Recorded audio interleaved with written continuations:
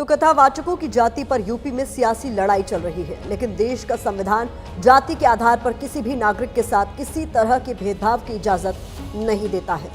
वैसे आज संविधान को लेकर संघ के महासचिव दत्तात्रेय होसबाले के बयान पर विवाद खड़ा हो गया है। होसबाले ने संविधान की प्रस्तावना में लिखे 2 शब्दों सेक्युलरिज्म और सोशलिस्ट की समीक्षा की बात कही है, जिस पर विपक्ष आरोप लगा रहा है कि संघ और बीजेपी संविधान बदलना चाहते हैं।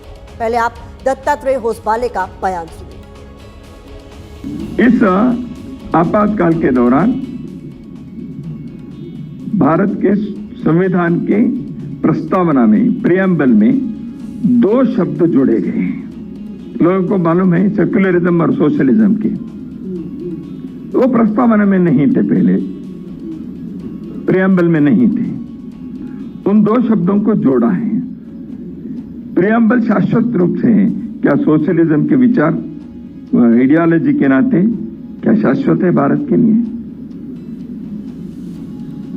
सेक्युलरिज्म का शब्द भारत संविधान में नहीं था, प्रस्तावना में जोड़ा है। विचार में होंगे सेक्युलरिज्म के, बाकी गवर्नमेंट पॉलिसीज में है, स्टेट पॉलिसी में है, वो अलग बात है। तो इन 2 शब्दों को प्रस्तावना में जोड़ा। बाद में इसको निकालने के प्रयत्न हुआ नहीं है, चर्चा हुई, दोनों प्रकार के आर्गुमेंट्स हुए।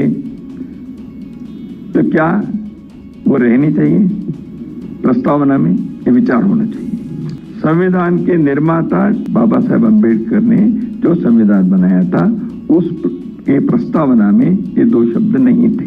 तो इसके उद्देश्य क्या है, विचार किया जाए। दत्तात्रेय होसबाले ने यह बयान आपातकाल के 50 साल पूरा होने पर एक कार्यक्रम में बोलते हुए दिया। उन्होंने कहा कि समाजवादी और धर्मनिरपेक्ष यानी सोशलिस्ट और सेकुलर शब्द डॉक्टर भीमराव अंबेडकर के संविधान की मूल प्रस्तावना में नहीं थे। इन्हें साल 1976 में संविधान में 42वां संशोधन करने के बाद जोड़ा गया। यहाँ आपको बता दें कि समाजवाद से मतलब आर्थिक और सामाजिक समानता से है, वहीं धर्मनिरपेक्ष का मतलब है सभी धर्मों का बराबर सम्मान।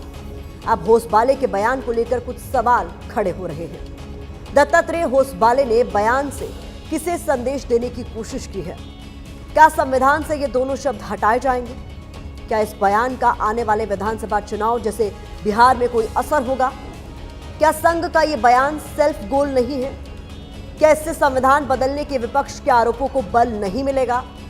क्योंकि कांग्रेस, आरजेडी, समाजवादी पार्टी से लेकर सभी विपक्षी दल एक सुर में संघ और बीजेपी पर संविधान बदलने का आरोप लगा रहे हैं। लोकसभा में नेता प्रतिपक्ष राहुल गांधी ने एक्स पर लिखा है कि आरएसएस का नकाब फिर से उतर गया।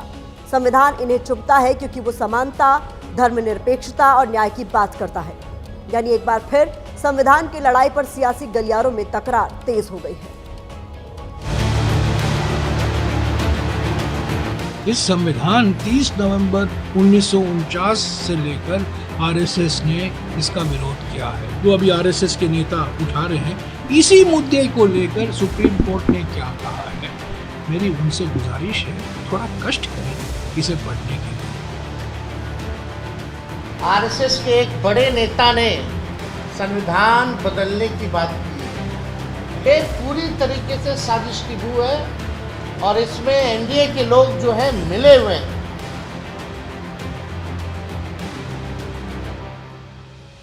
जिन लोगों का दिल और दिमाग नफरत से भरा हुआ है, नकारात्मक राजनीति से भरा हुआ है, वो लोग सेकुलरिज्म और सोशलिज्म के खिलाफ हैं।